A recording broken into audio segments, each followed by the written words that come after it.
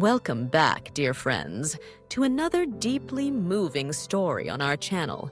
Here, we honor the invisible threads of family, the quiet sacrifices, the whispers of memory, and the echoes of voices that sometimes fade, but never truly disappear. Today's story is titled The Old Book, Echoes of a Forgotten Voice. This is not just about an object. It is about memory, about rediscovering love in unexpected places, and about how even the most ordinary things can carry extraordinary meaning when they hold the essence of those we have lost.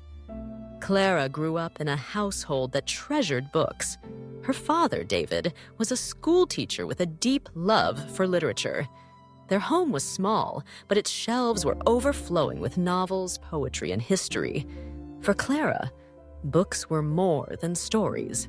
They were the heartbeat of her childhood, each one a doorway to adventures shared with her father. David had a particular favorite, an old leather-bound book of poetry.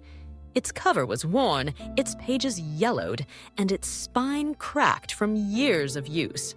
On rainy afternoons, he would pull it from the shelf, sit in his armchair, and read aloud to Clara. His voice was steady, warm, almost musical. She would curl up beside him, close her eyes, and let the rhythm of his words wash over her. The poems spoke of love, loss, and hope. But more than the words, it was her father's voice she remembered. As Clara grew older, life grew busier. College, work, friends, they pulled her further away from home. She visited less often, and the quiet evenings with her father became rare. Still, every time she returned, she found him with that old book in hand, waiting to read just one more poem together. It was their ritual, their unspoken language of love. She remembered one Christmas in particular. Money had been tight that year, and gifts were few. Her father had wrapped the old book in simple paper and given it to her with a smile. At first, she was puzzled. It was already theirs. But when she opened it, she found he had written her name inside the cover. To Clara, who gives every word meaning. It was the first time she realized the book wasn't just his favorite. It was their bond. Then came the illness. David was diagnosed with Parkinson's disease.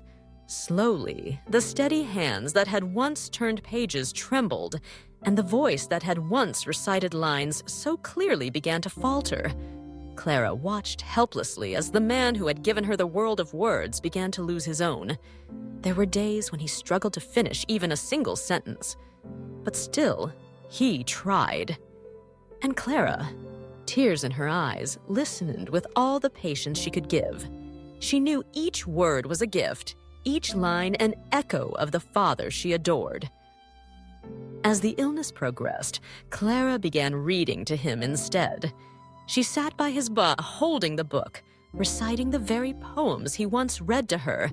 Sometimes he closed his eyes and smiled faintly, as if savoring the familiar cadence.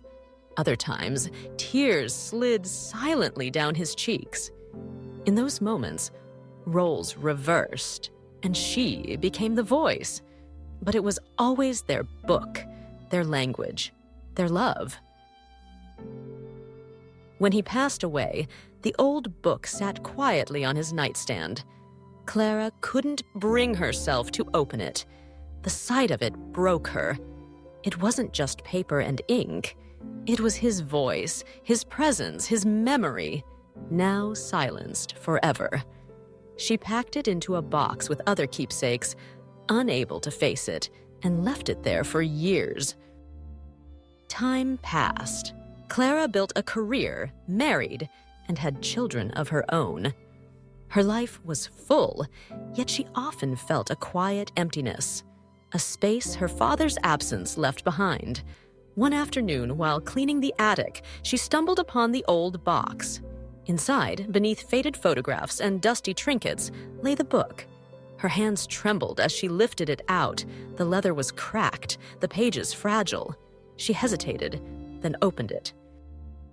On the very first page, in her father's handwriting, were the words, "For Clara, so you will always remember my voice."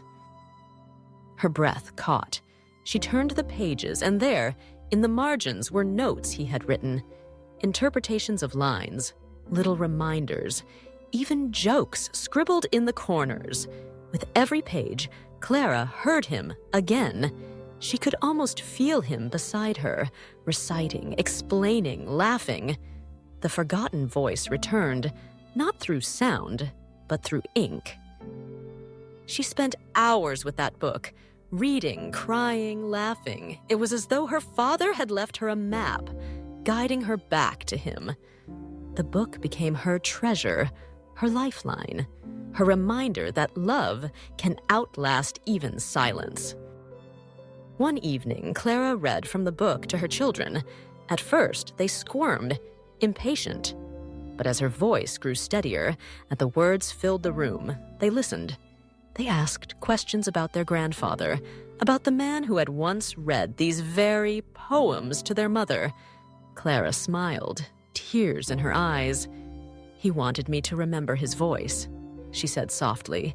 "And now, I want you to know it too." The book that had once been her father's gift became hers to pass on. A forgotten voice became an eternal echo, carrying love across generations. Life lesson.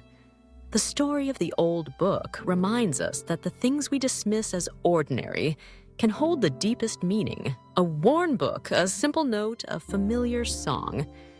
They become vessels of memory, carrying the voices of those we love.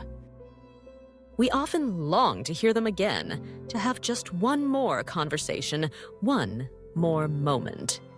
And while we cannot turn back time, we can find them in the traces they left behind. Love, when expressed, even quietly, even imperfectly, endures. It lingers in ink, in music, in the objects we hold dear. So, the next time you find something old, don't discard it too quickly. It may carry an echo you didn't know you needed, a forgotten voice waiting to be heard again. And perhaps it will remind you to leave something of your own, a letter, a note, a book with your handwriting, so that your voice too will never be forgotten. Thank you, dear friends, for sharing this journey with us. If this story touched your heart, take a moment today to look around your own home. Perhaps there is something old, something forgotten, that still carries the voice of someone you love. Don't forget to like, subscribe, and turn on notifications for more heartfelt family stories. And remember, the echoes of love never fade. They live on, in books, in memories, and in the voices we carry within us.